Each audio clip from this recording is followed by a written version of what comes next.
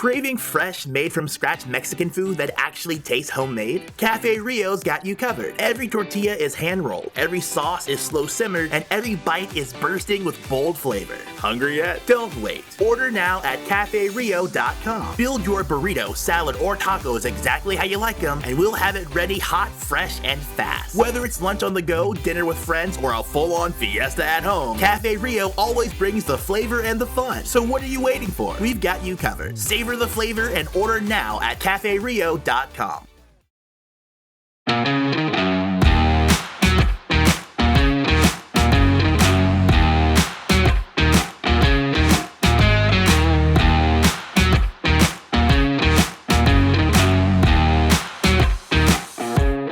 You're listening to the Utah Checkdown Podcast. And now your host, Josh Furlong.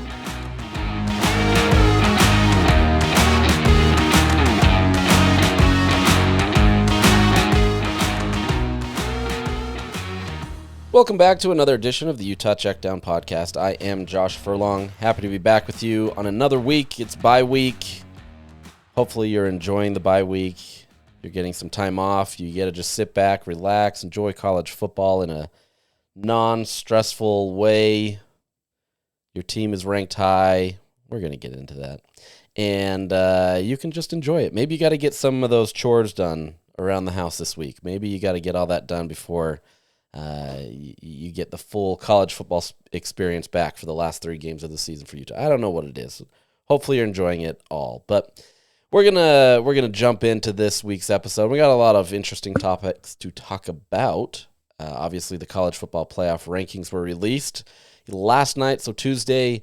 So we're going to talk about what that means, kind of where Utah stands and all that kind of stuff. A little updated flow chart look. This is obviously Utah's path to the Big 12 title game.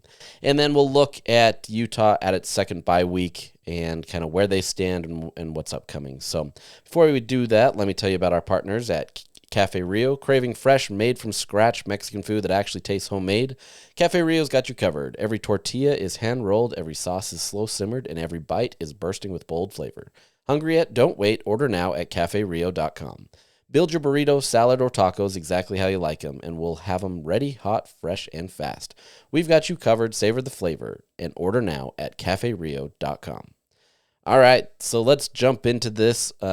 Tuesday night, the college football playoffs initial top 25 rankings were released. Look, just to kind of get this out there from the beginning, these are manufactured, right? Like, they don't really mean anything. It's really just kind of an opportunity for us in the media to be able to talk about things, kind of have a little snapshot of where these are in time. And look, you could compare these to the AP Top 25 and how those don't matter. Like I said, this is really just a snapshot in time, and they should be treated as such. And so there's not really a lot of value in terms of being able to say, okay, this is exactly how, X team is going to get to the playoff. But I think it gives at least a snapshot into or a look into how the committee is viewing certain teams. Now, with that said, look, we still have 4 weeks left in the season. You also have the championship games weeks. That's going to impact that as well. You've essentially got 5 weeks left until the final rankings come out. And so there's going to be a lot of changes. What kind of course corrections are going to be made from the selection committee? Do they feel pressure over a certain team? Those types of things, and we'll see. So, how the rankings stand right now is never really a predictor of how they're going to finish. But at the same time, it's a good a good look into how they are viewed. So before we jump into that fully, the rankings for the Big 12 are as such. So you've got BYU that came in at number 7. You have Texas Tech right behind them at number 8. And then you have Utah, who jumped up to 13. Jumped up meaning they're 4 spots higher than where they are in the Associated Press rankings this week.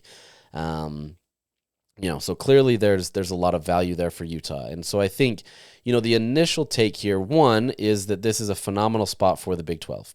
The Big 12 is going to be very happy about where they're at. You have 3 teams inside the top 15.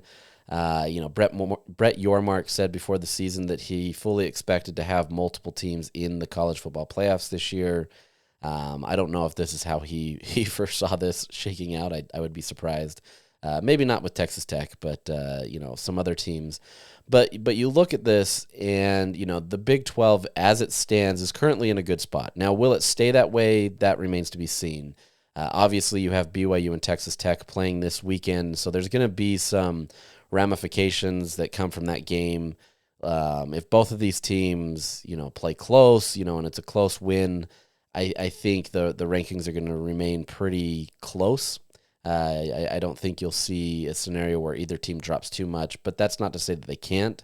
I don't think either one of these teams obviously have a bad trajectory, and so there's nothing to indicate that suddenly they're on the downward slope. And so I have to imagine that they're going to remain close. Now, the true telling point there is, whoever loses that game, if they drop, I don't even want to say significantly, but if they drop pretty far, what does that mean for the conference, as well as what does that mean for Utah? Because if they can't exactly drop below Utah, so does that push Utah down and then they bump other players up, or other teams up, excuse me? There's a real scenario there, right? Because you can't necessarily put Utah above either one of those teams. I'm sure they can make a case for it. I'd be really fascinated to find out what that case would be.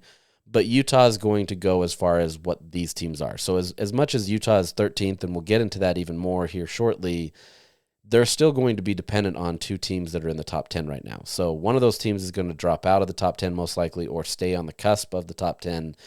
As such, what does that do for Utah? So it's not as much as just looking around Utah and seeing who's above them and Utah jumping up. There is some of that.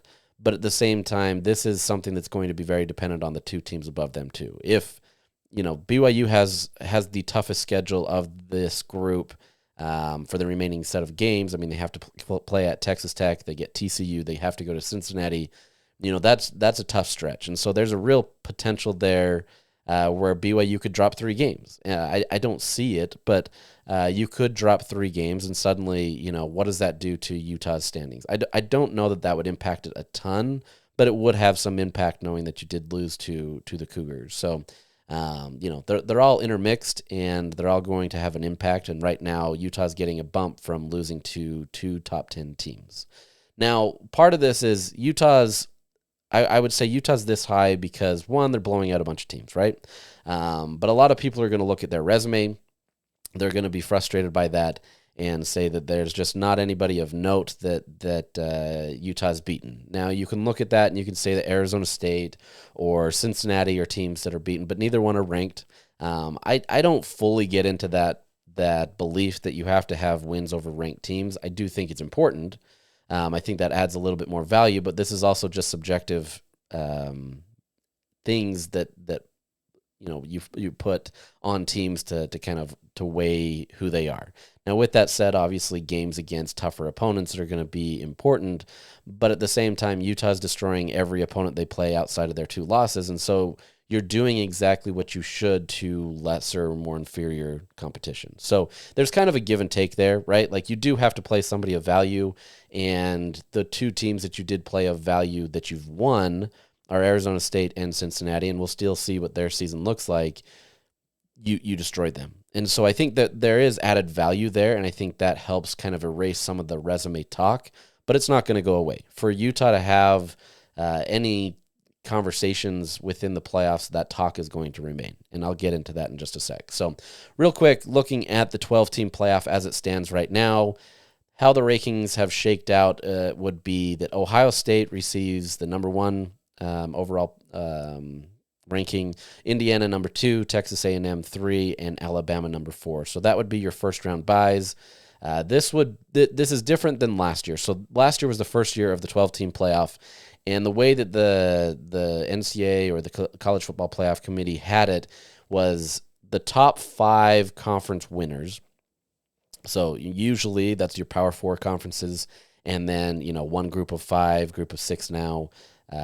Champion was going to automatically get a bid into the playoffs, and the 4 teams of those 5 that were ranked the highest would get the first round bye. So last year you had a group of 5 team, Boise State, get a bye, and that came in there. Well, there became some trickiness in there where it wasn't completely favorable. You look at, for example, this year, you've got Ohio State at 1 and Indiana 2.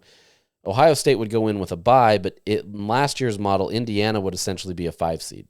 And so it wasn't a full... there wasn't equality. And equality is a bad word because there's not real any equality in the sport.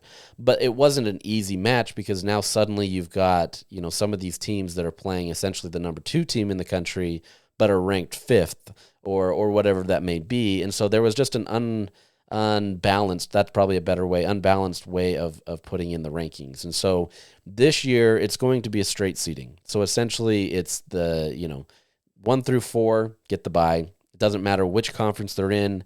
In theory, this could be all 4 of the same conference if that's how it shakes out right now. This is a great test for the Power 2 because they got exactly what they want. They've got 2 from the Big Ten and 2 from the SEC that are getting those first round buys and obviously are the 4 best teams in the country. And then after that, the last 7 teams are just straight seeding. Now, if you watched the rankings or if you've seen the rankings since then, the 5th team, so a group of 5 team, was not even ranked yesterday, excuse me. How that would go is the selection committee will essentially continue through the rankings until they get to the top G6 team. And so as it stands, that looks like Memphis. There's a lot to be learned there. It's most likely coming out of the American Conference, who will claim that spot this year just based on how everything is shaken out. But that's not to say that somebody from the Mountain West couldn't. It just feels like the American is probably where it's going to be. So as it stands, you do have those 4 first-round buys with Ohio State, Indiana, Texas A&M, Alabama. And then those first-round games, you'd get number 5, Georgia, competing against number 12, Memphis. Number 8, Texas Tech. They're hosting, by the way. They're hosting at their own home. Would face number 9, Oregon. That would be a phenomenal game just for the NIL Bowl aspects of it. 2 teams that have invested a ton in NIL, who comes out on top. That would be kind of fun. And then you've got number 6, Ole Miss, hosting against number 11, Texas. And then BYU at number 7 would be hosting against Notre Dame. So Notre Dame would be coming to Novell Edwards Stadium. What a phenomenal environment that would be. So really fascinated to see how that goes. But that's how the initial the rankings have kind of shaken out. This is going to change, right? Like a lot of those teams are probably still going to be in the mix, but as we'll get into in just a second, there's a lot of these teams that have tough games, and so it's not going to be that easy. There's a lot of consternation over Notre Dame being in there, especially with their lack of wins over quality opponents. Their 2 losses are to teams that are below them. It's really interesting. I'm curious to see how that factors in because there may be some value to watch how the committee treats Notre Dame because that could be beneficial to Utah. Let's say a team like BYU or Texas Tech lose. Well, one of these teams is going to lose this week. Is there potential for Utah to jump ahead of them? Maybe. I would be very surprised, as I said, but, looking at Notre Dame, based on how these teams are trending, that can maybe be a case. So as it came out, Utah's obviously number 13. That's a great spot. And so to get into the playoffs, you probably need to be ranked somewhere around 10, 11, somewhere around there to be able to kind of, I don't want to even say guarantee, but the conversation would be much more difficult to leave you out, right? If you're ranked, let's say, 10th in the country, and even though you're the 3rd Big 12 team, I mean, the crazy thing is if 3 teams from the Big 12 are in the top 10, that's kind of, it is what it is. That we're kind of talking in something that's probably not going to be likely anyway, but Utah's going to have to be in a scenario where they have to be up in about 10, 11 range to even have that consideration if they don't make the Big 12 championship game. And so there's a chance here where they could make it not being in the Big 12 championship game, but this feels like the most unlikely scenario just simply because the Big 12 most likely is not going to receive 3 bids into the college football playoffs. 2 teams, it feels favorable right now simply because the Big 12 is being viewed as more favorable than the ACC, which their highest ranked team is number 14, so right behind Utah. So, the ACC has a lot of work to do. In years past, they've been kind of the one that's been a little bit more favored of the ones not included in the Power 2, and now the Big 12 is kind of getting into that realm. So, we'll see how that shakes out. This is going to be a big conversation over the weeks about the Big 12 and the ACC. Does one team or one conference, get in more teams than the other? I think right now it's kind of looking more likely that Big 12 gets 2 at least than the ACC, which may just take a champion, but that remains to be seen. So, we'll see. Now, on the surface, and Josh Newman wrote for me today his mailbag that got into this a little bit more on his take on what it is, and I fall fairly similar to his take in the sense that I just don't see a world where, Utah getting left out of the Big 12 championship game gets a shot at the playoff, but I don't want to say that there's not a spot either. This is... I wouldn't even call it likely, but I would say that there is potential, but there's a lot of things that have to shake out for that to happen, and that becomes a real challenge. Now, the question here is, can you be this year's Indiana? If you remember last year, Indiana essentially played nobody of real substance. They dominated pretty much every single team that they played. They lost only to their only good opponent, which was Ohio State, and they missed out on the Big Ten championship. Sound familiar? Obviously, a different scenario. Big Ten is a little bit deeper, a lot deeper, especially last year. And your 2 top teams were Ohio State and Oregon. This year, it's going to be a little bit different. You're not going to have BYU and Texas Tech, assuming that those 2 are still the ones. I would be surprised if those 2 are the 2 top teams in the country. But you've got 2 teams that are going to be inside the top 10, at least as of right now. And the biggest difference is that Indiana had 1 loss as opposed to 2 that Utah has. So, there's not a real one-to-one translation there. There was a lot of struggle with trying to put Indiana in there last year, and there was a lot of conversation about their resume. But if there is any path, this is the path it has to be. You have to be the Indiana of last year, where you can show that, obviously you were injured against Texas Tech, and not saying that game would have gone any different, but maybe there's a potential where that game's a little bit closer, especially late when Utah could compete a little bit more. Okay, maybe you get that argument. Then you've got BYU. Look, Utah, you can't really throw in the health argument, though Devin Dampier was injured in the 4th quarter. That was more of a coaching decision, and you made a mistake, but that's just 1 loss, and it was a close one, right? And it was to a good BYU team who has now for the last 2 years been good, and so it's not like this was just a flash-in-the-pan team who was hot and then didn't do anything. So there is value in terms of who Utah has lost to, but it's not going to be an easy argument to be on the outside looking in, right? There is some conversation to be had that you have a better chance of getting into the playoff than by being outside of the Big 12 championship than being inside the championship game. My case there most likely is if you go to the Big 12 championship game, you have to win. I doubt you take a 3-loss Utah team, barring this being a really close game. I just think that's a tough look for Utah, which is also why these championship games become a tough metric to judge teams on, and that's why there's been this big push to get championship games out, because you're penalizing a team that, had they not been in that game, would be in there. Now, you could extend these schedules as long as you want, and obviously that's the case, but I think there's a better likelihood here that Utah missing the Big 12 championship game can be ranked higher. Now, that's not easy, but Utah has 3 games that are winnable games. They're games that they should win. And so with that, you finish the season at 10-2. There's not going to be a ton of teams out in the country that are 10-2, but that doesn't mean that you're guaranteed a playoff spot. And so, what is the better path? I don't honestly know. And I think we're going to have to see how this kind of plays out. We're going to have to see how that BYU Texas Tech game goes. We're going to have to see how the teams around Utah play. There's a lot that go into that. But I want to say that there is an outside chance that if you miss the Big 12 championship game, you can still get in. But I just think that's the slimmest of margins. So I think the way that Utah has to still approach this is you have to get to that Big 12 championship game. You still have to win that game. Get your guaranteed spot, don't leave anything in doubt, and kind of go that route. But still, some of that is still outside of their control as well, and that's where it's at. But looking at some of the games that could impact kind of where Utah's at right now, and this is just some of the teams around them, This week alone, obviously, you've got the BYU Texas Tech game, so that's going to have an impact. But you've got 3 teams above Utah that are going to play, games that have some merit. And so you've got number 3 Texas A&M playing number 22 Missouri. I think Texas A&M is probably the better team, but Missouri is a pretty solid team, and you can lose those games. Oregon is going to be playing, so Oregon's number 9. They're going to play number 20 Iowa. Those can be a challenging game, especially if Iowa puts its stamp on the game. And then you've got Notre Dame playing Navy, which Navy's not ranked, but they've been a really solid team this year. All it takes is one game, and suddenly Notre Dame's gone.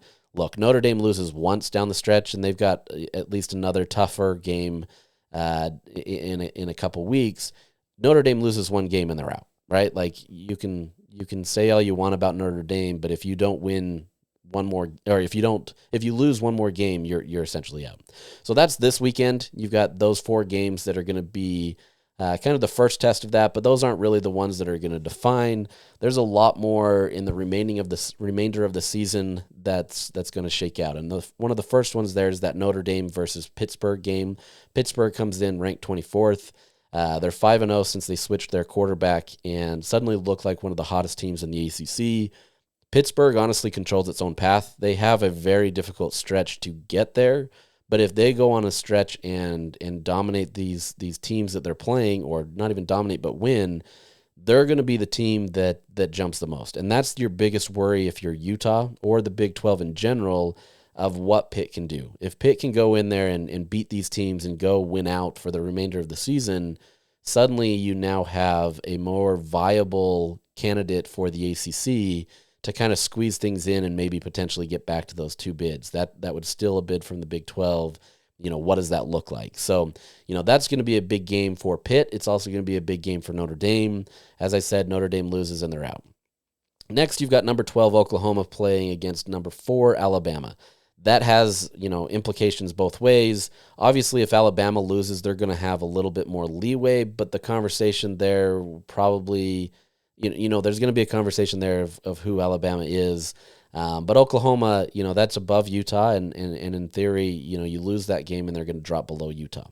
John Mateer looked great before his surgery, but at the same time hasn't looked as dominant. So what does this Oklahoma team look like? Clearly their defense is pretty solid, and so what does that mean? Then you've got number 6 Ole Miss competing against Florida. Now, Florida's not ranked, right? And they're this team that's fired their head coach this year, and it's been a tough situation, but their defense has been pretty solid. They've kept games close. They keep these things within range, and so there's always something tricky about that. Ole Miss has done really well this year. They're balanced on both sides of the ball, but at the same time, do you slip up against Florida, and what does that mean? I don't think that would help their cause at all if you lose to Florida, and I could see them dropping I don't want to say a ton, but they're not going to stay, I could see them dropping outside of the top 10.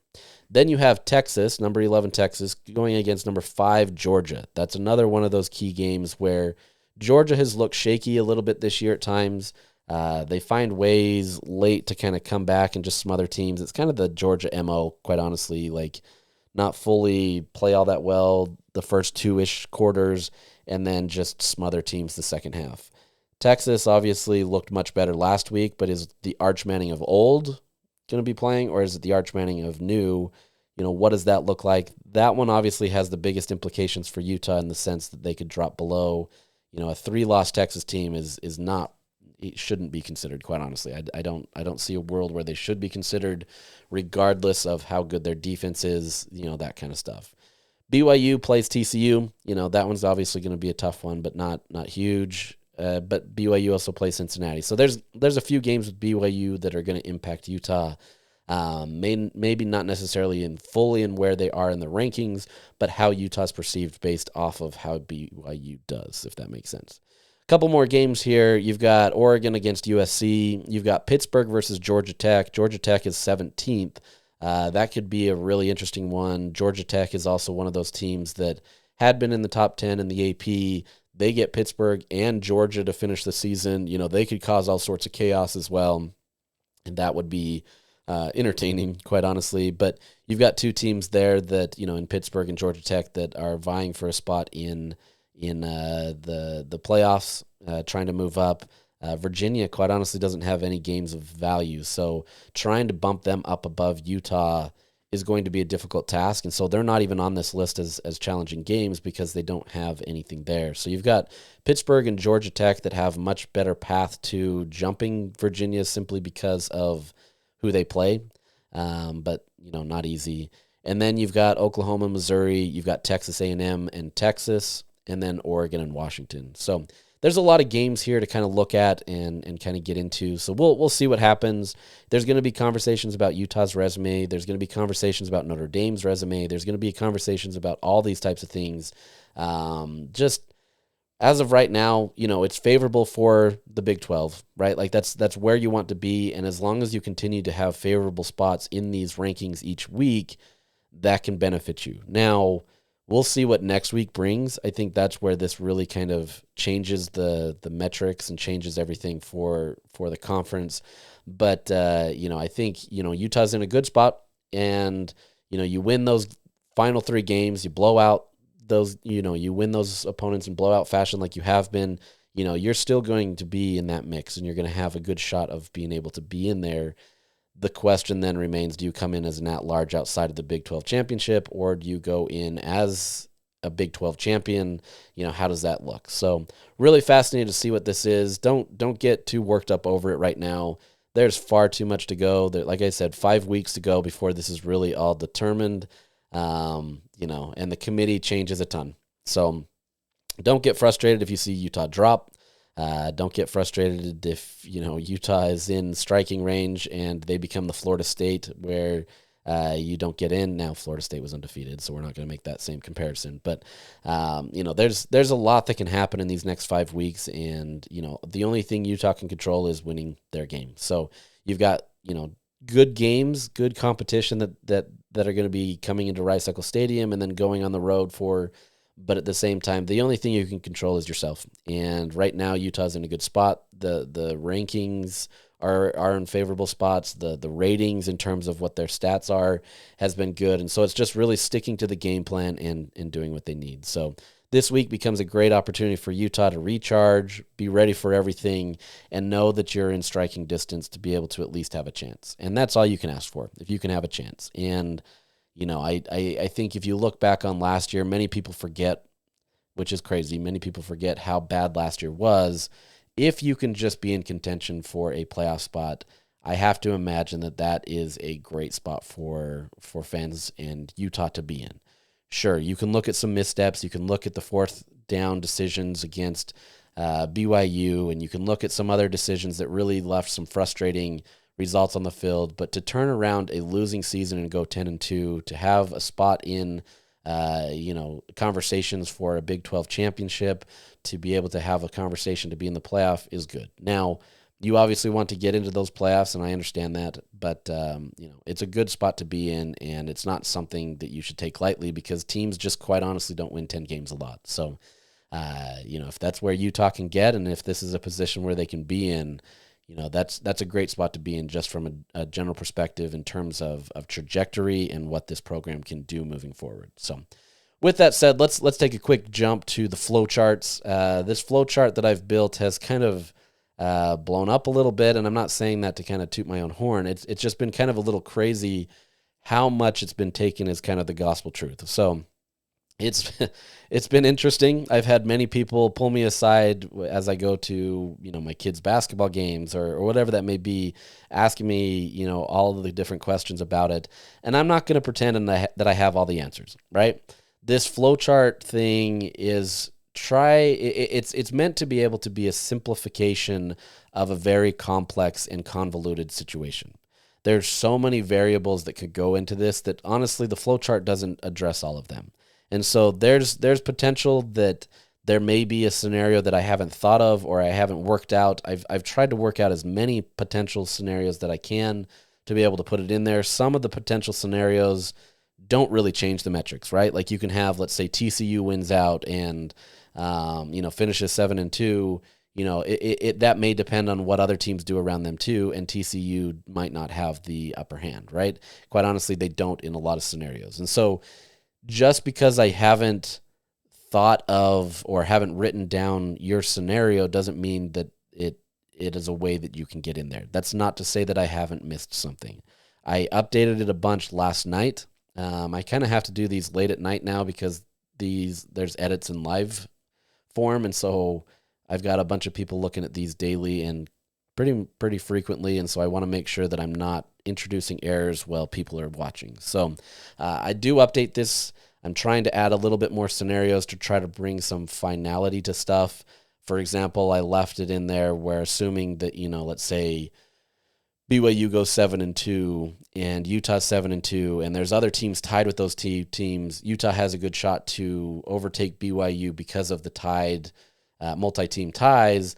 But, if one of those teams lose or whatever, and you get down to a BYU-Utah, suddenly BYU, overtakes Utah because of head-to-heads. I've tried to add a little bit more context that way. Nothing has really changed. The only real change there is I've found one path where Arizona State has a potential spot at a championship appearance. But most scenarios in that realm go to Utah's way. So if it's not BYU or Texas Tech, or assuming that Cincinnati doesn't lose another game, it's pretty much BYU, Texas Tech, and Utah. Cincinnati, like I said, has a little bit more paths than other teams. Arizona State has a path, but that's pretty much it. There would be a lot more chaos that needs to happen for other teams to get in there, and I just don't quite honestly see that going that way. So Texas Tech essentially locks it up this week as a spot in the championship game if they beat BYU. Their last two games are games that they absolutely should win, West Virginia and UCF, if I remember correctly. Those are games that you shouldn't lose to, but you never really know, right? Like we saw Houston lose this last weekend, and that kind of shook up the chaos meter of these flowcharts and kind of the direction of the conference title games. And so it can happen. Obviously, the second Texas Tech loses its second game, that puts them into a pool of a lot of teams that could essentially lose it for Texas Tech based on kind of how the tiebreakers shake out. So if Texas Tech wins this weekend, there's a high probability that they win out. That's probably the most likely scenario, quite honestly. They're a 10-point favorite with BYU coming to town. BYU gets LJ Martin, and so they're going to be pretty much at full strength, and that's going to be a tough game. And so there's real potential that Texas Tech could lose, but at the same time, it's not a guarantee. But I would say, Texas Tech wins this game, and there's a real, I don't know what odds I'd put on it, but, a 95% chance that they make it to the Big 12 championship game because you just have West Virginia and UCF left. So crazier things have happened, but I would have to imagine that's kind of the scenario. If BYU wins, there's a higher probability that they go undefeated for the season. Yes, you do have TCU, you do have Cincinnati, you have UCF, but if you can beat Texas Tech in a hostile environment, which is quite honestly the toughest defense in the conference, there's a real chance that you can go beat the rest of those teams. Now, once again, that's still a difficult path. It's much more difficult than what Texas Tech has to finish the season. But you get that win, and there's a real probability that they can do that. So, a lot to be learned or gained from this weekend. It has real potential to kind of shake things up a little bit, but for the most part, as I mentioned, it's really going to come down to BYU and Texas Tech as well as Utah, and then some scenarios where Cincinnati and Arizona State get there. That one scenario where Arizona State gets there, I'll tell you that one. So that's a scenario where Texas Tech wins out, a likely scenario. BYU loses a second game, but it can't be to Cincinnati, so it's most likely to TCU. So BYU loses to TCU. They could still lose to Cincinnati, but Cincinnati would then have to lose a second game to Arizona or TCU, and so there's some chaos there. But then, what am I going at? Oh, yes. And then if Cincinnati, they would have their second loss, that essentially puts them in there, and then Arizona State wins out. TCU has to lose one more game, and that would essentially be Texas Tech and Arizona State. So there is potential there for an Arizona State path. That one is also not that likely. They have a tough path as well. A lot of these teams, Houston, TCU, Arizona State, Cincinnati, they have some really tough games. Utah has the easiest path to be able to win out next to Texas Tech after they face BYU. But there's not a lot of variance there. So really curious to see how this all shakes out. If you want to see that, I've got it pinned on my Twitter account, X account, whatever we want to call it these days. You can see it there. I've obviously posted it on my stories on KSL.com. I've most recently published it to Josh's mailbag, so you can see it there. This is something that I'll try to update as best as possible with the scenarios, try to make sure that we're kind of giving an updated look, but it's not going to be perfect, right? There is some scenarios where I probably haven't thought about it, and maybe I'm mistaken. So use that as a caveat that it's most likely correct, but I just, without a computer to do all of the possible scenarios out there, I can't get all of that. So it is what that is. So let's take a little break now to tell you about our partners at Canyon View Credit Union. At Canyon View Credit Union, it's on the house. Close a mortgage and get a free appraisal up to $600. To learn more details or apply, visit canyonviewcu.com. All right, let's finish out the episode today with talking a little bit about where Utah stands. Utah obviously comes away in the bye week with a 45-14, win over Cincinnati. The game started out close. Cincinnati, is a pretty solid team and did really well, but Utah just kind of ramped it up and really took over and destroyed another opponent. So, that had a lot of value for Utah, just not only for another valuable opponent who was undefeated in Big 12 play, but you also shake off the college game day vibes where people think that Utah can't win in college game day. And sure, the record hadn't been great for Utah, but, you get that opportunity where you're now 500 in college game day games. You established yourself in every facet that you needed to. The run game was efficient. The passing game was efficient. Ryan Davis goes for 132 yards, 1 touchdown, and 8 catches. Just has been a phenomenal player for Utah. I remember some of the conversation when he transferred to Utah. He was kind of overlooked, right? Like a lot of people looked at him and his production at New Mexico and really just didn't see him as the prototypical wide receiver one. They didn't think that he could be valuable. You looked at somebody like a Tobias Merriweather or a Larry Simmons who, is a little taller, has a little bit more of the characteristics of what you would want in a wide receiver. And so Ryan Davis kind of got overlooked. And I think there's a lot of people that have changed there should be a lot of people that have changed their tune a lot on what he's done. His catch radius is fairly significant. He's bringing down pretty much every ball. This last game, he was targeted 9 times and brought down 8. And I believe the 9th time, I forgot to go look this up, but the 9th time was a ball that wasn't really catchable for him. And so, he's bringing down pretty much everything that comes in his range. And that's exactly what you need. Now, look, this Utah passing has not been prolific, right? Like, this isn't something where Utah's going into games and absolutely dominating opponents with the passing game, but it hasn't needed to be, right? Because they've been able to be effective in their run game, puts up 267 yards against a Cincinnati team that is ranked something like 85th in the country, probably a little higher before this game, if I remember right. But, did really well to be able to compete against Cincinnati, which is a good team, and gave Utah another chance to be able to keep the dreams alive of being able to be in the Big 12 championship game. So, really, really fascinating season and how this has developed. There's some of those things where early on Jason Beck had talked about we may not know exactly what we have, and then you get into the season and you kind of hone in on it. Utah has absolutely honed in on it. They know what their strength is, and that's running the ball. And they're doing exactly what they need to be able to get there. They're also sprinkling in enough of the passing game to be efficient. It's still something where you would love to have more contributors, right? Like Dallin Bentley has been a great contributor. J.J. Buchanan has been a great contributor. But you need more pass catchers, in that room. And Larry Simmons is coming along.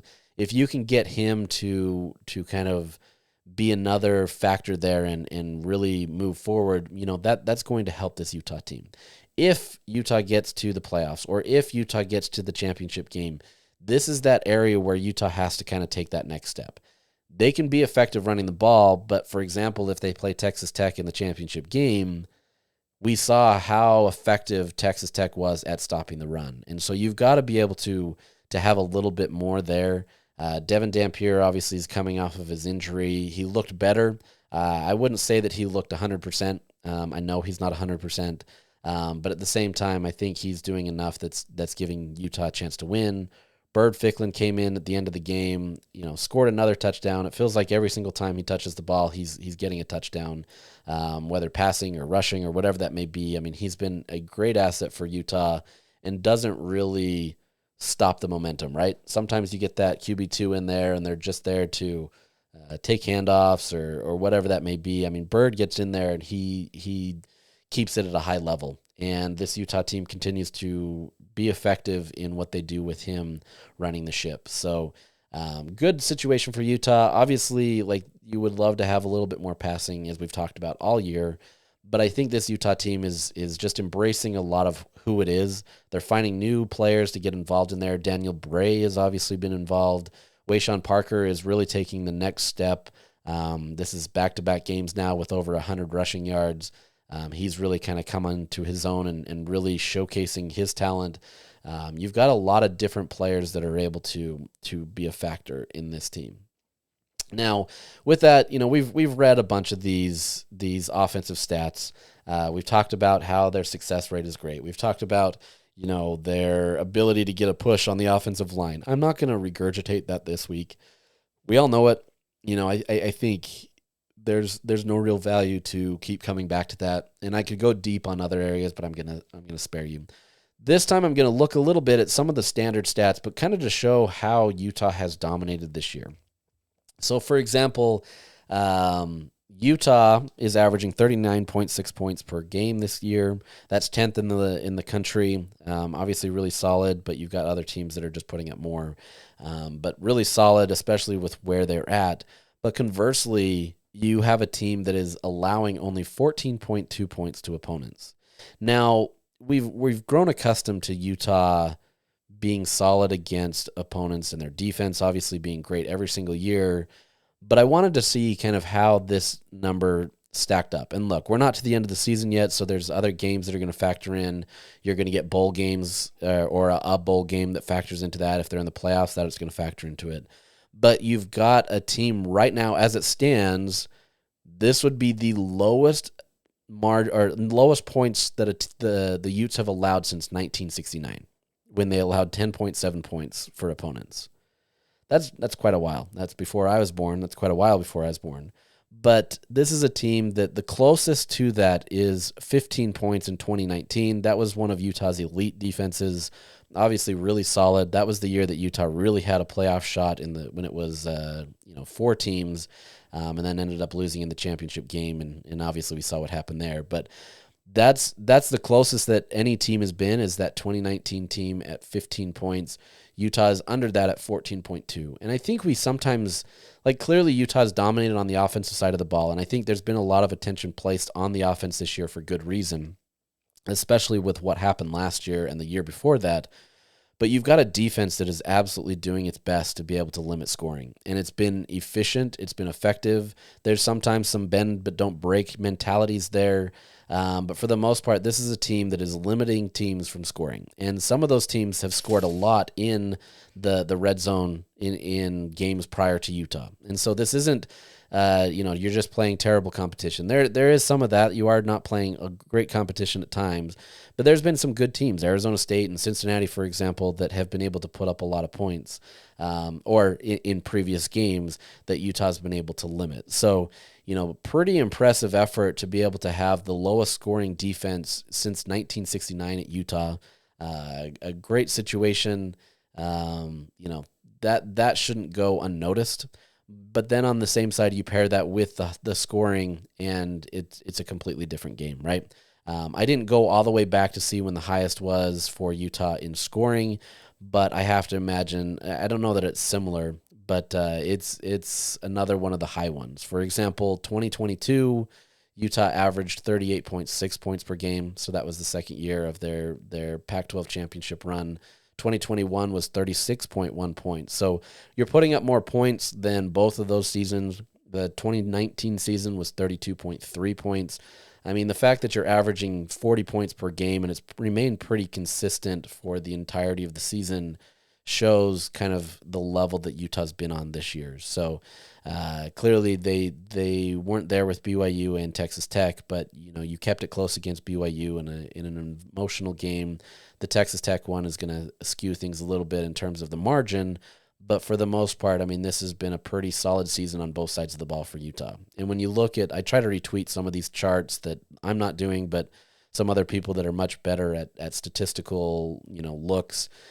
There's, the one that I retweeted the other day showed that Utah is one of the best teams in the country in both offense and defense. And so when you pair those, it said that Utah would be a playoff team just based off those alone.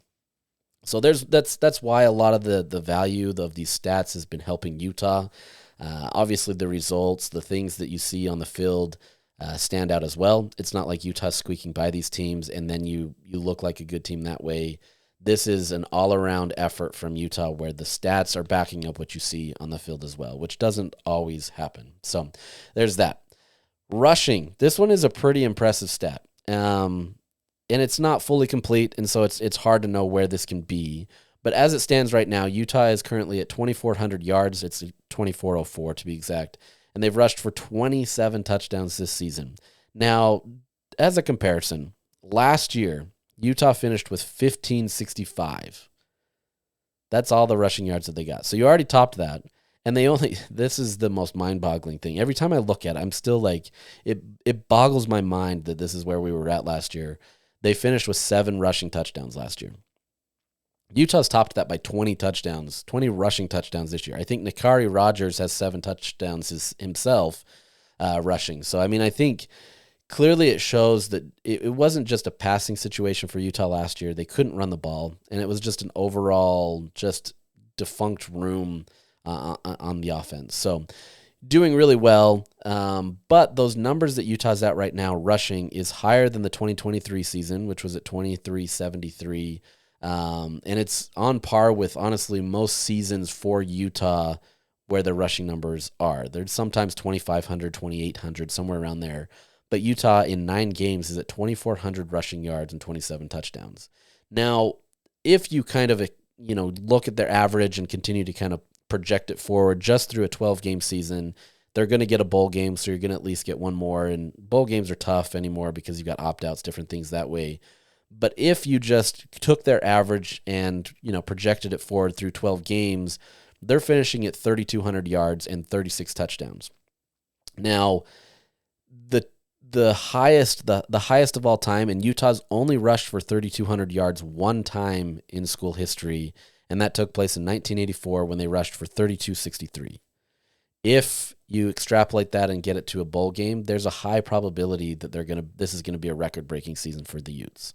So this has clearly been a great season for the run game. It's not just one where clearly they're dominating teams because they've been able to run the ball well. This is ones where this is their emphasis, right? This is what they do, and they've honed in on it, and it's been a phenomenal season. They've got at least 3 guys that have been able to be effective there with Wayshawn Parker, Nakari Rogers, and now Daniel Bray. That's not even mentioning, Bird Ficklin or Devin Dampier or any of the other hosts of players that have been able to be in the run game. This is a team that they went in. They came in with a game plan. As Utah scouted and as they went into the transfer portal, this is the kind of emphasis that they went for, right? Like, they found guys that they could build around. They had a consistent scheme. They had a consistent theme even. We're going to, I guess, rhyme that. But it was something that they focused in on and knew what they needed to be to have their identity work. And it absolutely has worked. And that's, I think, the most important thing for Utah. Now, they're averaging 267.1 yards per game, which is second only to that 1984 team, which was 271.92. So you're right on that edge. Look, we'll see. Either way, it's still pretty much a record-breaking season. Who knows if they'll get over those 3,200 yards. There's still 3 games to go in the regular season. I will say your next 3 opponents, which I'll get to in a sec, aren't that great against the run, so that bodes well for you. But A pretty stellar season. The 22 and 21 seasons, so the two Rose Bowl seasons, Utah rushed for 3,000 yards in each of those seasons. They were pretty identical almost. One year was 30-47, the other was 30-41. One year was 38 touchdowns, the other was 37. Both of those are the second and third highest all time. So, Utah's in that realm where they are in those types of seasons, right? And so it's been a pretty effective run. But as it stands, if everything continued to move forward, they would break that 1984 season. So pretty impressive.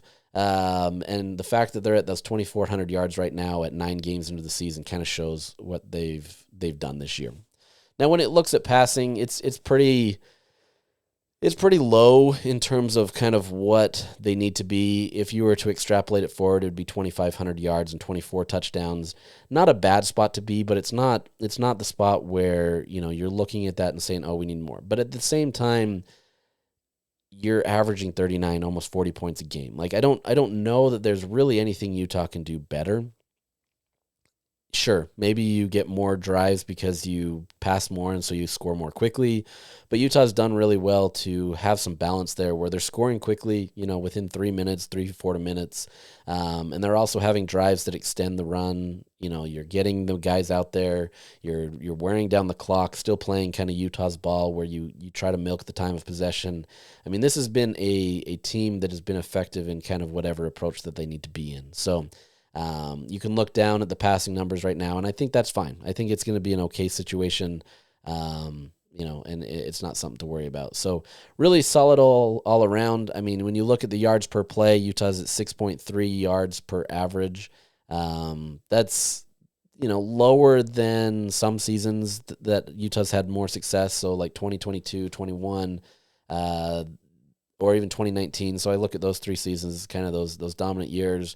The high was a 6.59. I mean, you're right on pace there, but I think some of those seasons had a little bit. Well, I know some of those seasons had a little bit more passing with Cam Rising and with in that 2019 with Tyler Huntley. So you were a little bit more. You were emphasizing the passing a little bit more, but I think Utah's been much more explosive this year and more dominant. And then you pair that with that defense that we talked about, and Utah's been pretty solid. So it's just been an overall dominant effort on both sides of the ball.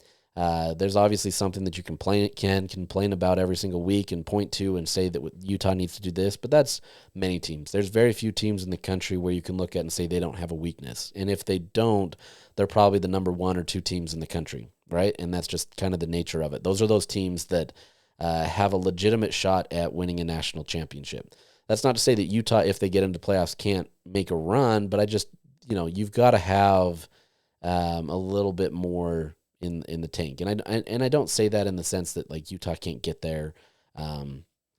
But it is what it is. Look, Utah has their own problems before they even get in the conversations of can they win a playoff game. And if they get to those conversations, we can have that conversation. So just real quick, looking at the final 3 opponents that Utah has. So Utah obviously travels to Baylor this next week. They get the bye this week, so they'll get a chance to see how things go, get a rest and see everything there. But you get Baylor next week, then you come home for senior night against Kansas State, and then you go back out on the road to Kansas. All of these games Utah can lose, right? So don't take this as, these are guaranteed wins for Utah. Baylor's offense is decent. Their defense has not been great, and that's been their huge liability. But that's been the case for all 3 of these teams. The offense at Kansas State can score. They can do well and kind of put some pressure on you, but their defense has not been great. And so, all of these games have potential to get Utah, especially if they're caught, overlooking that, or especially if Utah gets a little bit more love in the playoff rankings and it really does look like things are shaking out that they can get into the playoff or into the Big 12 title game. I mean, there's real potential there that things can change. I don't get that sense from this team. I think they stayed dialed in. But we have seen in the BYU game or the Texas Tech game where things can kind of change and be altered. So we'll see. But looking at this, just looking from the rushing yards alone. So honing in on Utah's strength versus, the opponent's defense in terms of rushing, this absolutely benefits Utah. So, for example, Baylor is allowing 177.6 yards in the run game. They rank 111th. That has potential where Utah can absolutely do what they want in the run game, and just be able to kind of have a field day on that and put it up. That is, that's worse than, West Virginia. That's worse than, it's not quite to Colorado's level. Colorado is one of the worst in the country in rush defense, especially after the last 2 weeks. But, it's not great.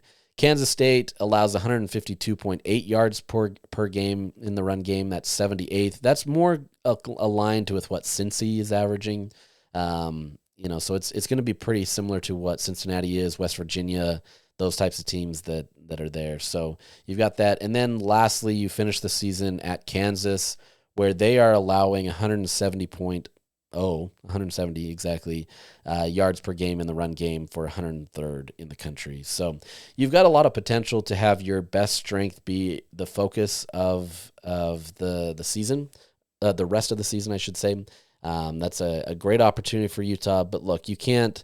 Utah has everything in front of them, and they still may not get there, but they can't be caught kind of sleeping and looking forward, right? This is a chance for Utah to have a path to the Big 12 championship game. This is a path to the playoffs. It's a path to be able to finish the season with a 10-2 record. All three of those things, if only one of those come about, the 10-2, I guess I would say, is still going to be a solid season. And so you want to finish strong. It's not good enough to just finish, 7-3 or 7. What is the number? 7 we're at 7-2 right now. 7-5. There we go. That would be a disaster, finishing the last 3 games that way. And I don't think that'll be the case, but you can't go in there and lose a game. You can't slip up. This has to be a season where, 10 has to be kind of the look. And if you can get to 10-2, the rest will play out the way that it needs to. If you're in the Big 12 championship game or in the playoffs, great. All that's more gravy. But I think if you can get to 10-2, that should be considered a successful season. Obviously, there will be disappointment that you didn't get into any of those postseason things, and you're playing in a bowl game that you're not as excited about. But that has to be a win. That has to be a scenario where Kyle Whittingham can feel good with what he's built and kind of leave on a high note. And really help things. So, there's a lot on the table here. There's a lot left to go, but there's a real favorable spot for Utah, and we'll see how it shakes out. But, enjoy the weekend. Enjoy the opportunity where you get to sit back and not have to stress about your team. Now you can just stress about all the other teams around them needing to help Utah. Who do you want this week? Texas Tech, BYU. Which do you think is going to be more favorable for you? Those kinds of things. But those... that's not as stressful as watching your team play, I guess. So enjoy the weekend, have fun, go do some chores, be a good individual, whatever that may be. I don't know what that means for you, but just go have fun. It's a fun weekend. Enjoy it, and we'll get back at this. We'll get back at the grind next week as we preview Baylor. And we'll have a fun time talking about them and seeing what a game was supposed to be and have some fun with it. So with that, we'll sign out. Have a great day.